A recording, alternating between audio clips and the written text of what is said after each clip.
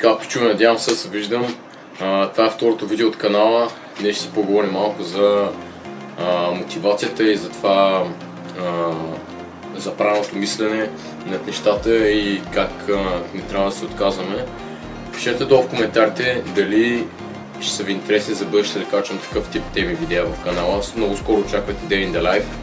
Много бих искал да снимам и да си шерна рутината с вас, за да изградим едно добро комюнити. То общо става социалните мрежи, TikTok, Instagram. Но идеята ми е в този канал да ви споделя моята гледна точка на вижданията, приключенията, които правим, понеже за бъдеще обмислям доста по-големи проекти да пътуваме и да пичове. Идеята ми беше, че всичко е възможно в този живот. Всичко е възможно в този живот и ние трябва да вярваме, че е така. Винаги трябва да мислим позитивно, винаги трябва да бъдем благодарни на Господ, че ни събужда всеки ден. Винаги трябва да бъдем благодарни, че има храна на масата, че имаме подслон на главата си. Това за мен са едни от най-важните неща и да уважаваме семейството си. Отделно от това, за дисциплината и за постоянната работа се изгражда с времето. Аз съм още едва на 18 години, но почвам да осъзнавам, както и всеки един от нас трябва да осъзнае, че семейството е най-важното нещо на тази планета. Също за мен едно от най-важните неща е вярата ми в Исус Христос и това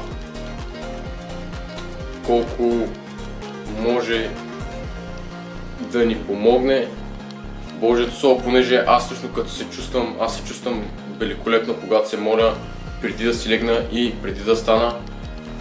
Всяка неделя съм в църква. За повечето от вас коментарите, които ще казват, този пич говори на някакви религиозни теми, сигурно не е стъпвал в църква.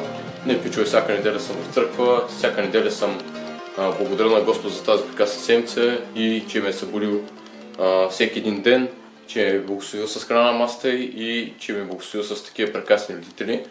Това вече е друга тема на разговор. В това видео уточняваме като цяло мотивацията и мисленето като цяло над нещата и мисленето за тренировки, мисленето за изграждане на бъдеще, мисленето за кое е по-добро.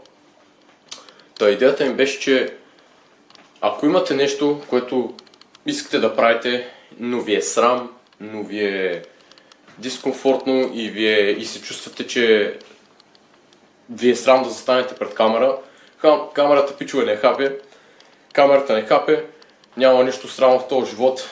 Изразете си мнението, не бъдете страхливи, бъдете смирени, бъдете мотивирани и най-важното, което е да бъдем дисциплинирани и да бъдем постоянни в нещата, които правим. Защото рано или късно Господ ще ни се отплати двойно. Така че, пичове, абсолютно всичко е възможно. И както обичам да казвам, ние сме толкова големи, колкото са ни големи мечтите, пичове. Така че, мисля да бъде за второто видео на канала, мисля да бъде това. Не мисля да добавям някакви неща.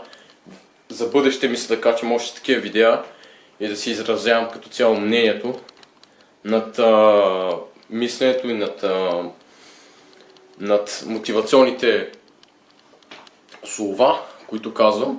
Но естествено мотивацията е до някъде. Дисциплината е за цял живот.